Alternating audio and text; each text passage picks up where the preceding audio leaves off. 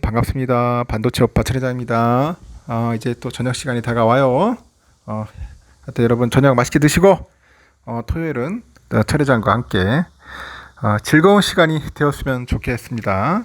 좀 많이 부족하더라도 여러분이 응원해 주시고 여러분 격려해 주셔야 돼요. 또 좋아요도 많이 눌러주시고 그리고 댓글도 많이 달아주세요. 서로 함께하는 그런 채널이 되었으면 좋겠습니다. 뭐 삼성전자 투자도 중요하겠지만은 여러분의 그 자산을 지켜야 돼. 돈 버는 게 중요한 게 아니고 돈을 일단 지키는 게 중요합니다. 주식 투자하면 그 여러분 대부분 근데 뭐 버는 줄 아는데 절대 그렇지 않습니다. 주식 투자해가지고 돈 번 개미보다는 돈 잃은 개미들이 너무 많아요. 막 진짜 말고 한 99%는 거의 뭐 잃는다고 생각을 해야 돼요. 한 1% 정도 개미들 벌지 나머지 99%는 거의 막 쪽박 차거나 손실 난 개미들이 상당히 많다는 겁니다. 그래서 투자는 항상 늘 신중하게 보수적으로 하셨으면 좋겠어요. 그 수많은 유튜버들 나오잖아요. 뭐 애널들 나오고, 뭐 교수라는 사람도 나오고, 뭐 슈퍼개미 막 하여튼 별의별 사람들 다 있어. 이 유튜브 안에는 다양합니다. 워낙 유튜브 영향이 크다 보니까 그 영상을 보고 나도 할 수 있다 막 자신감을 갖고 뭐 하는 분들도 있고 그래 맞다 적어야 하면서 막 불나방처럼 뛰어나는 분들도 있어요. 그러다 보니까 막상 해보면 야 역시 저 사람들이 말하는 이론과 현실은 완전 다르구나. 괴리율이 큰 거야. 너무 커요. 괴리감이 커요. 그러다 보면 거의 그때 가서 이제 뒤늦은 후회를 하는 겁니다. 아이고 저 한번 좀 쉬었다가 좀 공부 좀 하다가 충분한 그 시간을 갖고 할 걸 하는 생각입니다. 껄무새들이 많이 생기죠. 껄무 생기고 그때 들어갈 걸 하는 분도 있겠지만은 괜히 투자했네 하면서 후회하는 분들이 많아요. 그래서 항상 조심해야 합니다. 그때 상황에 따라서 변수들이 상당히 많아요. 이 살아있는 생물체하고 일종의 살아있는 생명체인데 이게 심리체야, 심리. 각 개미들의 심리의 변동성 상당히 큽니다. 요즘은 또 중국 때문에도 난리 치는데 미국하고 중국의 핵심 기술에 투자하지 말라고 이 선글라스 낀 노인네가 또 말하고 있습니다. 이 바이든 때문에 아주 미치겠어요. 시진핑 바이든 우리 주식 투자자들의 공공의 적이지. 바이든 정부가 이 자국 내 경영 참여형 사모펀드라고 하죠. 이 PEF라고 하는데 경영 참여형 사모펀드하고 벤처 캐피털을 향해 가지고 중국에 대한 투자 통제를 발표했습니다. 그래서 결국 화제가 됐어요. 이 말을 하다 보니까 주가가 또 곤두박질 치네. 이 돈 되는 곳이면 어디든 투자한다는 그 자본시장 논리에 이 정부가 나서가지고 사실상 규제를 선포합니다. 규제를 선포했고요. 천문학적인 자금을 굴리는 미국 내 운용사들이 아주 난감한 상황에 직면했어요. 투자 자율성을 방해한다는 점도 그렇겠지만은 이를 어길 경우 이 가해질 당국의 규제 우려도 무시할 수 없습니다. 보복당하지. 만약에 이 자식 봐라 하지 말라고 했는데 했네 하면은 애들이 막 두드려 팹니다. 거의 깡패예요, 깡패. 미국 깡패입니다. 그러다 보니까 기업들도 섣불리 못하는 겁니다. 보복당할까봐. 하여튼 이번 결정으로 이제 글로벌 자본시장의 흐름에 어떤 또 나비 효과가 가져올지 관심이 쏠립니다. 어떤 나비 효과. 참 나도 어떤 나비가 올까지 상당히 궁금해요. 바이든은 그 9일날 사모펀드하고 그 벤처 캐피탈 등 그 미국 자본이 그 중국의 첨단 반도체랑 양자 컴퓨팅, 뭐 AI 등 이 세 개 분야에 투자하는 것을 규제하는 행정 명령을 이제 발표를 했습니다. 발표를 했고요. 이에 따라서 해당 분야의 중국 투자를 진행하려는 기업들은 사전에 투자 계획을 의무적으로 신고를 해야 합니다. 청구해야 하고 투자 금지를 포함한 그 규제권은 제니 델런 그 미 재무장관에게 가지고 있어요. 또 골 때리네요. 보면은 그 대통령이 명령을 하고 이제 장관이 이제 규제를 하고 뭐 그런 플레이인 것 같습니다. 뭐 병주 약주 갈 것 같은데 하여튼 바이든은 그 의회에 보낸 서한에서 군사 및 정보 관련 핵심 기술에 있어서 국가 위기 상황을 이제 선언합니다. 국가 위기 상황을. 그리고 일부 미국 자본의 투자가 이 같은 위험을 한층 더 키우고 있다.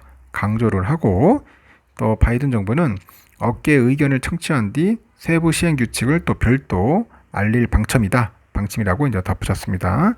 이렇게 미국 정부가 첨단 반도체하고 양자 컴퓨팅, 그 인공지능, 하여튼 이 세 개 분야로 이제 투자 제한 범위를 한정했는데 이게 결국 사실상 중국 투자에 대한 전면 제동을 걸은 거야. 제동을 걸었다.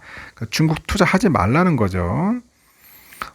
그도 그럴 것이 이제 최근에 보니까 그 투자처가 마땅치 않은 상황에서 이 자본시장의 각광을 받던 그 섹터 세 개 분야였기 때문이에요. 지금 세 개 분야였는데 결국 하지 말라니까 좀 빡도는 거죠. 비유하자면은 그 마라탕 집에 가서 마라탕과 마라샹궈, 허거 등 이 세 메뉴는 먹지 말라. 뭐 그런 비슷한 논리라고 합니다. 여러분 마라탕 좋아하나요? 저는 별로 좋아하지 않는데 하여튼 그런 비유입니다. 이렇게 미 정부의 이례적인 투자 제한에 중국 정부도 이제 즉각 반발하는 겁니다. 시진핑도 가만히 있지 않을 거예요. 그래서 주미 중국 대사관이 그 대변인 명의의 성명을 통해 가지고 미국 정부는 상습적으로 기술과 무역 문화 문제를 정치화하고 있다. 그렇게 얘기를 하죠. 우리는 진행 과정을 면밀히 지켜볼 것이고 우리의 이익을 보호할 것이다. 이렇게 이야기를 합니다. 뉴욕 타임즈에서도 그래요. 바이든이 이제 이번 조치로 중국과의 갈등이 한층 고조될 전망이라고 평가를 했는데 이제 좀 나아지나 싶던 미중 갈등이 이번 결정으로 다시금 안개 속으로 들어가지 않을까 우려한다. 그렇게 목소리 나옵니다. 최근에 중국 정부가 자국민의 해외 단체 여행 빗장을 잇따라 푸는 것도 경제 부흥이라는 이유에서 크게 동떨어져 있진 않아요. 이런 상황에서 미국 정부가 자국 운용사들의 그런 중국 투자를 막아선 것이니 중국으로서도 이제 자금의 상황이 맞득전할 수밖에 없겠죠. 일단은 미국 정부는 그 군사정보 등 핵심 그런 기술 유출을 이유로 투자 제한을 선포했는데 이면에는 더 큰 의도가 숨어 있어요. 이 글로벌 자본시장에서 미국 운용사들은 천문학적인 자금을 굴리는 것이 즐비합니다. 가까운 예로 미국 1위의 그 PEF 운용사가 누구냐? 블랙스톤이죠. 올해 기준 보니까 자산의 운용 규모가 한 1조 달러를 웃돌아요. 미국을 넘어서 세계 최대 자산 운용사인 블랙록이 있죠. 블랙록이 자산 규모가 9조 1000억 달러입니다. 엄청나요. 우리 돈으로 한 1경 1843조야. 적어도 투자에 있어서 어마어마한 큰 손임을 부정할 수는 없습니다.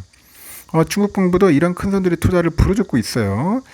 위드 코로나 선언 원년인 올해 각국 투자를 유치해서 자국 경제 부흥을 이끌어야 한다는 과제가 있는데 최근에 중국 정부가 이제 자국민의 해외 단체 그런 여행의 빗장을 잇따라 푸는 것도 경제 부흥이라는 이유에서 크게 동떨어져 있지 않고 이런 상황에서 미국 정부가 자국 운용사들의 중국 투자를 막아선 것이니까 중국으로서도 자금의 상황이 좀 짜증날 수밖에 없겠죠. 미국 자본시장도 돌아가는 상황이 반갑지 않고 가뜩이나 돈을 벌어다 줄 투자처가 말라붙은 상황에서 중국 핵심 기술에 투자하지 말라는 상황이 달가울 리 없습니다. 그렇다고 뭐 더 정부의 결정에 반하는 대형 투자를 강행하는 것도 녹록지 않고 아무리 수익률이 중요하다지만은 투자 이후 가해질 미국 정부의 그런 규제 등 보복 조치에 그에 대한 리스크를 고려해야 합니다. 안 하면은 또 바이든이 몽둥이로 팹니다. 그러니까 힘든 거예요. 쌍코피 터지면은 기업만 손해니까 뭐 이러지도 저러지도 못하고 그냥 눈치밖에 볼 수 없습니다. 진짜 합법적인 깡패죠. 거기 보면은 이렇게 글로벌 자본 시장을 이끄는 미국 운용사들의 그 중국 투자가 끊겨버리면은 전체 자본 시장에도 아주 적지 않은 여파가 미칠 전망입니다. 이렇게 미국 운용사들이 빠지면서 이제 국내 운용사들에게는 투자 기회가 열리는 것 아니냐 생각할 수 있겠죠. 하지만은 업계의 의견은 다르다. 그렇게 합니다. 다르다. 미국과 여러 방면에서 긴밀한 관계를 현재 맺고 있는 한국에도 어떠한 형태든지 이 동참하라는 압박, 이 압박이 제기될 가능성을 배제하지 않는 거죠. 한국인에 가만히 있지 말고 니들도 같이 우리 미국 따라해. 중국에도 하지 마. 뭐 그렇게 할 겁니다. 분명. 바이든이 가만히 있을 놈이 아니에요. 보면은 이제 엘런 시켜가지고 또 은근히 또 쑤셔야 되겠죠. 그 한국도 지금 초긴장 상태입니다.